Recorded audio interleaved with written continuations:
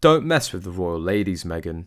With all the crap the Sussexes are spewing on their Netflix docuseries, we thought we'd cover whether the Queen Consort, Princess of Wales and Countess of Wessex, formed a wall around Princess Charlotte and Prince George while they were waiting for the men to return from them following the Queen's coffin.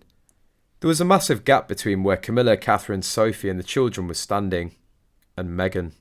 Charlotte was around Meghan during this time, and there were a couple of interactions between them. While it's unclear whether Charlotte remembers the bullying before the wedding, we know that she fears Meghan.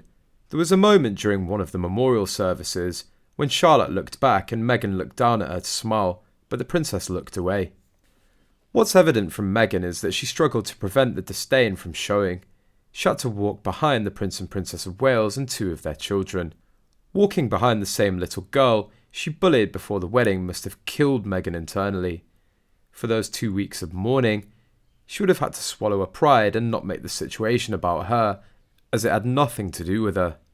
Meghan was standing a few paces away from Catherine, Camilla and Sophie. It would seem that yes, the Queen Consort, the Princess of Wales and the Countess of Wessex did shield George and Charlotte from Meghan. Meanwhile, King Charles, Queen Consort Camilla, Prince William and Catherine, Princess of Wales, are reportedly sick and tired of what Prince Harry and Meghan Markle have been doing. Since they announced their Megxit, Prince Harry and Markle have been appearing in interviews where they criticise the firm and the members of the royal family. Harry and Meghan were released by Netflix and the Sussexes didn't mince their words when they slammed the royals. Heat UK is claiming that there's no chance for the royal family to ever recover from what the Sussexes are doing, and the four senior royals are especially upset. The royal family was obviously braced for the worst, but that didn't make it any less difficult to stomach. Charles, Camilla, William and Catherine are sick and tired of it. They see it as an endless pity party with mean-spirited digs. They feel there's an outstanding lack of gratitude and self-awareness, the source said. The source also claimed that the senior royals are especially upset with some of the lies that Prince Harry and Markle shared in Harry and Meghan.